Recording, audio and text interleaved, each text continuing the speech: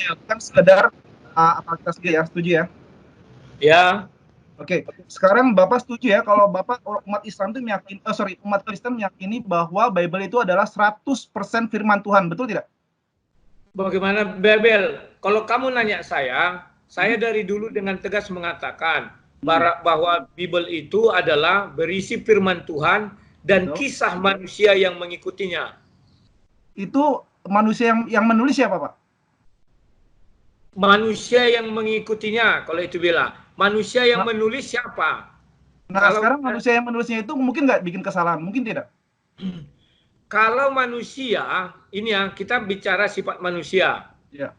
Kalau manusia, apakah mungkin terjadi kesalahan?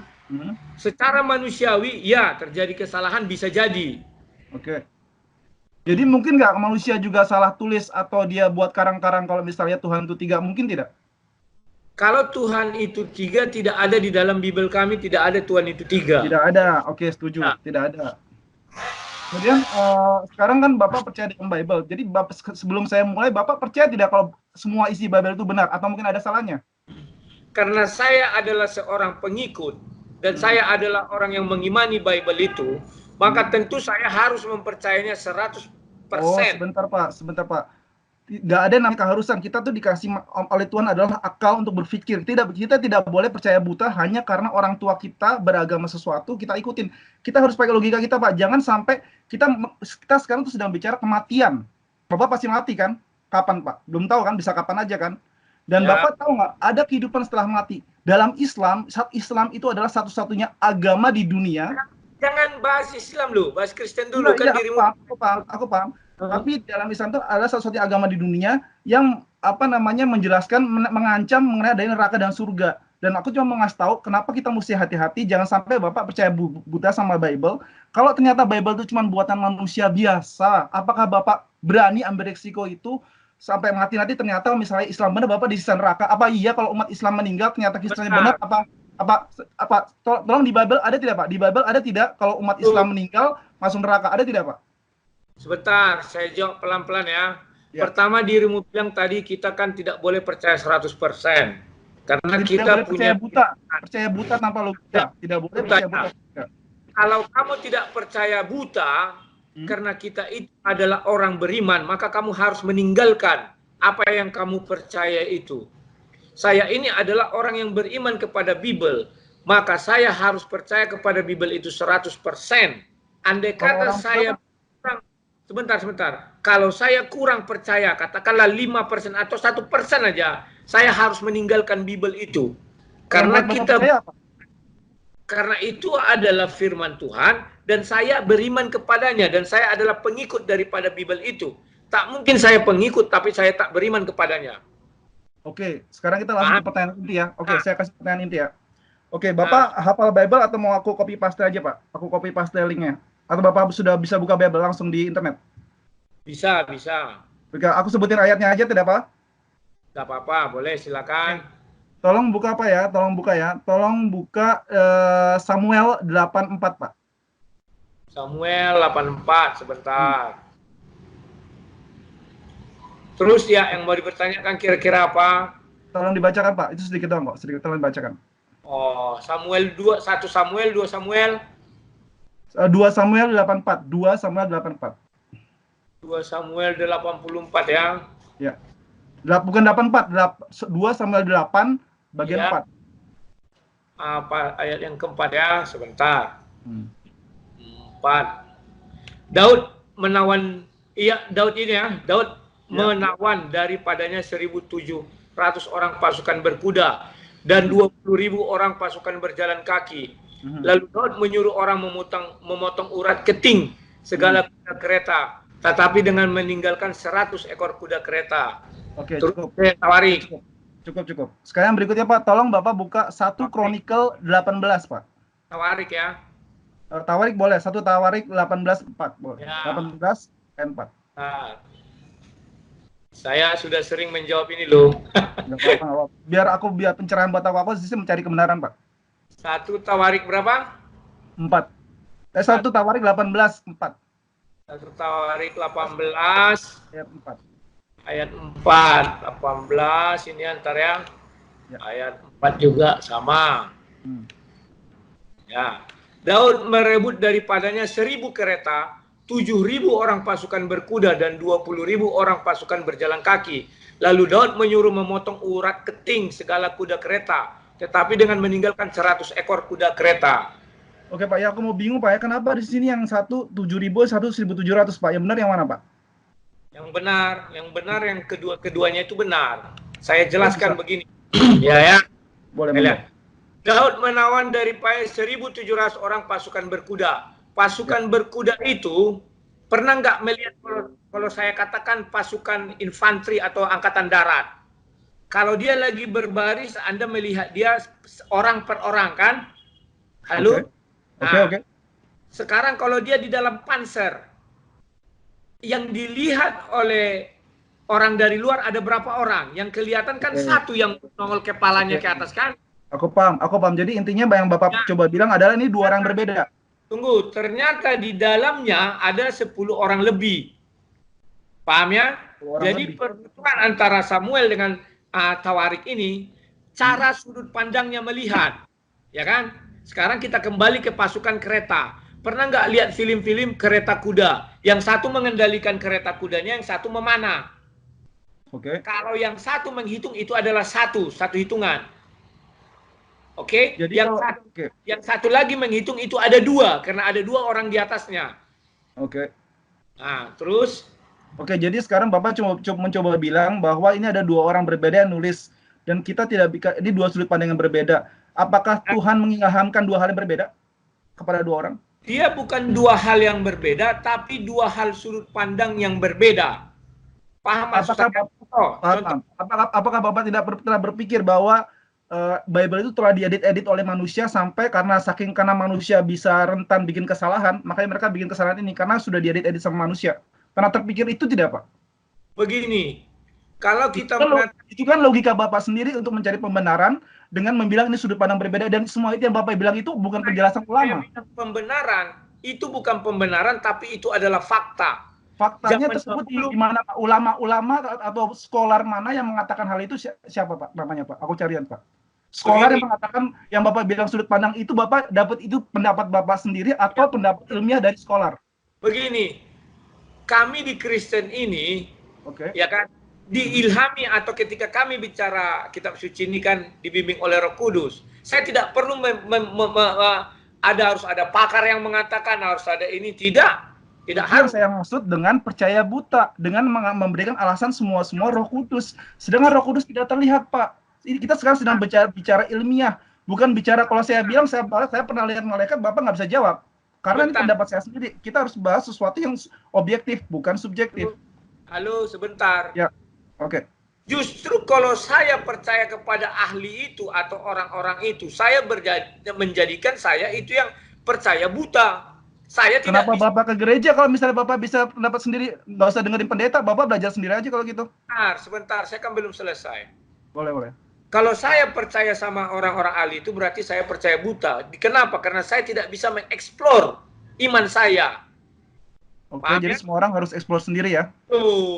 Kan sudah dibilang aku akan mengutus, katanya kan, Roh penghibur, Roh Kudus. Jadi semua Roh Kudus ada di semua orang Kristen? Ya, iya dong. Semua orang yang menerima Yesus dan firman Tuhan, itu di dalam dirinya ada Roh Kudus. Tetapi semua yang menolak firman Tuhan, roh itu akan keluar meninggalkan orang tersebut. Contohnya, Yahya Waloni dan lain-lainnya itu, Roh Kudus keluar. Kenapa? Karena dia menolak. Maka aku anggap itu pendapat Bapak sendiri, karena itu tidak ada bukti ilmiah ya. Itu pendapat Bapak sendiri menurut aku ya. Roh Kudus keluar masuk itu sesuatu yang bukan ilmiah. Saya tidak membahas hal yang tidak logis di sini. Karena saya orang yang sangat logis. Oke, sekarang yang kedua, Pak. Pertanyaan kedua, Pak. Sebentar. Kalau bicara agama, logis yang dibangun itu adalah berdasar isi kitab suci dong. Betul. Oleh karena itulah saya ingin membuktikan kitab sucinya itu bisa dipercaya atau tidak. Kalau Anda bilang logis itu adalah sesuai pikiran manusia yang seperti Anda katakan tidak sesuai, maka Anda tidak bisa beriman. Kenapa? Ketika Anda melihat membelah lautan si Musa, Anda bilang tidak logis. Tidak mungkin lautan dibelah. Nah, sekarang betul Bapak bahas itu kan. Nah, sekarang Nabi Musa membelah lautan, Nabi Isa bisa membangunkan orang mati, bisa membangunkan burung segala macam. Itu semua cerita, Pak. Cerita di Bible. Tidak ada orang yang benar-benar beriman dan percaya adalah orang yang melihat langsung. Sedangkan orang yang tidak melihat langsung, dia harus membaca dan dia harus meyakinkan diri sendiri. Dengan percaya buta tanpa yakin benar, apakah Bible itu bisa dipercaya atau tidak. Sedangkan Al-Quran itu bisa dibuktikan secara matematis, secara ilmiah, secara sains, secara medis, aku punya semua datanya, Pak. Nanti giliranmu bicara tentang Al-Quran. Boleh. Tentang Bible ya. Jadi begini ku jelaskan kepada dirimu. Tes, ini udah stop. Oke. Sebentar ya. Nah, kamu mengatakan itu tidak logis. Nanti kamu sama kayak si Sugi Kristologi. Ketika penciptaan dunia, nanti kamu bilang, mana mungkin bisa diciptakan dunia dalam 1 hari. Itu kan tidak logis. Oh enggak, itu masuk akal. Itu masih masuk, karena itu kekuatan Tuhan. Tapi aku kamu bilang kekuatan Tuhan itu adalah sesuatu yang tidak masuk akal. Yang masuk akal itu kamu membangun dam setahun. Paham kan? Kamu menanam pohon sebulan, 2 bulan, itu yang masuk akal. Nah, oke. Makanya saya selalu katakan, kalau kita bicara firman Tuhan, letak logisnya itu adalah sesuai isi Bible-nya masing-masing. Tidak boleh kamu paksakan. Paham, kembali aku paham. Oke. Sekarang gimana Bapak meyakinkan aku, misalnya aku ateis, aku tidak tahu agama manapun. Bagaimana Bapak meyakinkan saya untuk percaya Bible dibanding Al-Quran? Apa bukti? Apakah Bapak bilang, oh saya tunggu Roh Kudus datang dulu? Nggak mungkin dong. Bapak mesti punya sesuatu yang logis untuk orang mau ngikutin Bible. Dia akan bertanya, untuk apa saya ikutin Bible ini? Buktinya Bible ini benar? Untuk apa saya dengarkan apa isinya? Bukti ini benar atau tidak? Apa? Nah, Bapak bagaimana cara membuktikannya? Misalnya orang ateis nanya ke Bapak, bagaimana caranya? Kami tidak pernah menunggu Roh Kudus masuk. Roh Kudus sudah ada di dalam diri kami. Bagaimana cara Bapak meyakinkan ateis itu bahwa Bible itu isinya benar? Buktinya buku Bible itu benar, tidak pernah diubah. Apa buktinya yang konkret, yang masuk akal? Saya tidak pernah mengatakan kepada orang itu bahwa Bible ini tidak tersentuh manusia. Jadi Bible itu sudah tidak percaya. Saya tidak tahu mana yang benar, mana yang tidak. Apakah semua itu mana yang masih asli firman Tuhan, mana yang sudah orang-orang tulis atau tidak dicek, karena ada yang tulis pernah babi boleh, tiba-tiba diubah babi tidak boleh. Jadi yang benar mana? Jadi kita mau mengikuti sesuatu yang fix. Al-Quran tidak pernah berubah dari dulu sampai sekarang karena terlindungi oleh matematika yang kalau misalnya diubah perhitungannya itu berantakan semua. Jadi tidak, dan Al-Quran itu satu kitab dunia yang dihafal oleh orang-orang di dunia. Kita belum sampai kepada Al-Quran, sebentar. Oke. Ya. Nah, sekarang kamu bilang bagaimana saya apanya? Kan saya katakan ya bahwa bahkan di Bible kami pun dikatakan berbahagialah orang yang tidak melihat tapi percaya. Kenapa saya katakan? Dengar, jangan dulu dipotong ya. Begini, santai aja. Aku mengejar waktu, Pak. Iya, santai. Itu kan tadi jam 10.17. Berarti nanti kita mungkin lah 47 lebih, saya lebihkan ya. Nah, sekarang apakah Alkitab itu tersentuh tangan manusia? Saya bilang iya. Adalah satu kebohongan kalau saya katakan Alkitab tidak disentuh tangan manusia. Kenapa? Alkitab tidak pernah jatuh dari langit. Hanya 2 loh batu yang ditulis oleh tangan Tuhan langsung. Ingatnya 2 loh batu itu ditulis oleh tangan Tuhan langsung. Sementara Alkitab adalah berasal dari cerita turun-temurun oleh penyaksi. Ya kan? Berasal dari si Musa dipanggil Tuhan ke atas bukit itu, diceritakan Tuhan kembali dan Musa menulis. Jadi semua itu adalah campur tangan-tangan manusia terhadap semua kitab suci. Ayo, apalagi? Oke, sekarang saya bisa sebutkan, Bapak dicatat aja Pak, biar Bapak tidak capek-capek, aku yang bacain saja Pak ya. Bapak dicatat ya. Kontradiksi yang aku temukan matematika ya, karena matematika itu jelas. Kalau mungkin aku bisa bicara yang lain terlalu banyak, tapi yang matematika saja yang lebih jelas karena matematika itu logis. Pertama, Bapak tolong buka 2 Raja-Raja 248. Sudah. Tolong buka 2 Tawaris 369. Di situ itu ada banyak list yang kalian kasih mengenai kontradiksi. Ya angka, kan? Betul. Salah satunya tadi sudah saya jawab, ternyata tidak kontradiksi. Yang membuat kontradiksi itu adalah bahwa kalian melihat dengan kacamata kuda. bahwa pasukan itu kalian hitung satu persatu. Iya, kayak tadi saya bilang, pasukan berkuda yang si A melihat di atas kuda itu ada 2 orang, ada kuda, ada keretanya, itu dihitungnya 1. Si B melihat. Saya tidak mau bahas itu lagi. Saya tidak bahas, saya dengar itu. Saya udah dengar itu. Sekarang satu lagi saya bahas yang 2 raja-raja. Dibilang pada 2 raja-raja 826, pada waktu itu Ahazia berumur 22 tahun dan ia memerintah Yerusalem setahun lamanya, bla bla bla. Dan yang kemudian di 2 Tawarik 22 ayat 2 dibilang Ahazia menjadi raja pada usia 42 tahun dan dia memerintah Yerusalem selama 1 tahun. Yang benar itu dia usianya 22 tahun atau 42 tahun? 2 raja-raja berapa sebentar. Makanya kalau untuk sebentar, kalau untuk diskusi singkat, usahakan jangan pembuktian ini karena aku harus mencari ayatnya dan aku harus mencari yang namanya di dalam Bible ada ayat pendukung, pasti ada rahasianya. Cobalah berdiskusi itu yang sifatnya yang bisa kita langsung cerna. Kalau ini kan saya harus mencari dulu. Tidak usah cari nih, aku copy paste Pak. Tidak usah cari, aku copy paste langsung. Bapak boleh cek, aku copy paste langsung di chat. Bapak baca di chat aja, Bapak di chat, baca di chat Pak. Raja-raja berapa? Baca di chat Pak, di chat. Saya nggak mau. 2 raja-raja berapa? Karena saya harus merujuk ayat berikutnya. Oke, 2 raja-raja 8 ayat 26. 8 sebentar. Ayat 26. 26 sebentar ya. Dia berumur Azia raja Yehuda ya. Dalam tahun ke-12 Yoram anak Ahad raja Israel, Azia anak Yoram raja Yehuda menjadi raja. Ia berumur 22 tahun pada waktu ia menjadi. Cukup Pak. Sekarang buka 2 Tawarik 222. Nah, setahun lamanya ia memerintah di Yerusalem. Nama ibunya Atalia. Sebentar, saya harus cari dulu dong. Kalau memang harus begini. 2 Tawarik 22 ayat 2. Sebentar, 2 Tawarik. Bentar ya.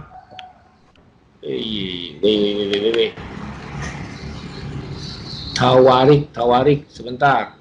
Boleh. 2 Tawarik berapa? 22 ayat 2. 22 ayat 2. 2 Tawarik. 2 Tawarik 22 ya? Betul, ayat 2. 2 Tawarik 22 ayat 2. Nah, Azaya berumur 42 tahun pada waktu ia menjadi raja. Cukup. Tunggu, tidak bisa. Dan setahun lamanya ia memerintah di Yerusalem. Nama ibunya ia cucu dari Omri. Sebentar ya. Lalu penduduk Yerusalem mengangkat Azia anak yang bungsu menjadi raja menggantikan dia. Karena semua anak itu umurnya telah dibunuh dari golongan yang pergaulan bersama orang dengan Azia dan Yoram menjadi raja. Sebentar. Yoram.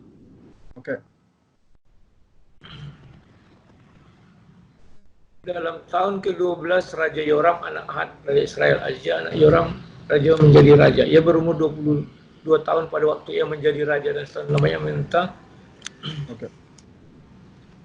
Azia anak Yoram Raja Yehuda menjadi raja. Ia berumur 22 tahun pada waktu ia menjadi raja dan setahun lamanya ia memerintah di Yerusalem. Sebentar, aku cari padanan ayatnya ya. Nanti ketemu itu. Kalau yang begini memang harus butuh waktu. Beda. Kita atau tidak Bapak jawab nanti saja Pak. Aku tanya lagi, Bapak jawab nanti saja ya. Aku ada pertanyaan lagi Pak. Biar waktu tidak habis Pak. Bapak jawab nanti aja ya. Kenapa? Oke, nanti Bapak bisa menjawab lagi nanti ya. Sekarang yang berikutnya 2 Raja-Raja 24 ayat 8. Tunggu dulu.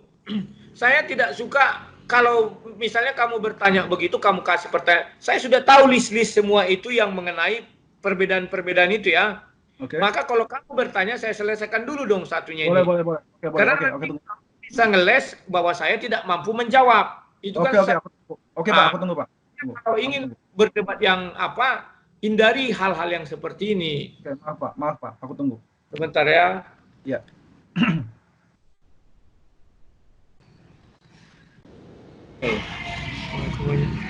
Pak, dengan pertanyaan kedua Pak, sama mengenai umur, mengenai yakin umur beda Pak.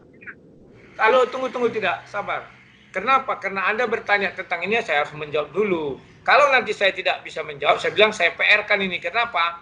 Untuk melihat ini saya tidak bisa melihat satu ayat. Saya harus melihat ayat-ayat lainnya. Dan rahasia itu ada, sabar saja. Pasti saya bilang, jawab. Atau begini, kamu buat nanti list apa yang mau kamu tanyakan, tapi jangan semua saya jawab. Kenapa? Ketika saya menjawab semuanya itu nanti terlalu lama waktunya. Tidak perlu, Pak. Saya tidak butuh list, Pak. Saya sudah buat videonya. Bapak tinggal tonton saja di channel saya. Udah ada videonya, Pak. Bapak tinggal komen di channel saya saja. Cukup itu aja. Semua yang saya tanya itu ada di channel saya, Pak. Gini aja. Oke, ini saya akan jawab secara video juga ya. Boleh, Pak. Boleh. Oke, sekarang Bapak tanya saya, Pak. Tunggu, karena dirimu sudah setuju, tidak akan ada lagi komentar di luar itu. Ingat semua penonton ya. Karena ini tidak bisa langsung seperti membalikkan telapak tangan. Betul, ya? betul. Oke. Saya jelaskan sekali lagi, Pak. Jadi di channel saya itu ada video-video tentang bukti kebenaran Al-Qur'an dengan bukti matematika bahwa Al-Qur'an tidak bisa dibuat manusia. Dan satu lagi adalah kontradiksi Bible. Tolong di komen semuanya, Pak ya. Tolong Bapak reply ke semuanya. Ya, nanti itu pertanyaan saya. Pertanyaan anu dirimu sudah selesai ya, sekarang giliran saya. Monggo.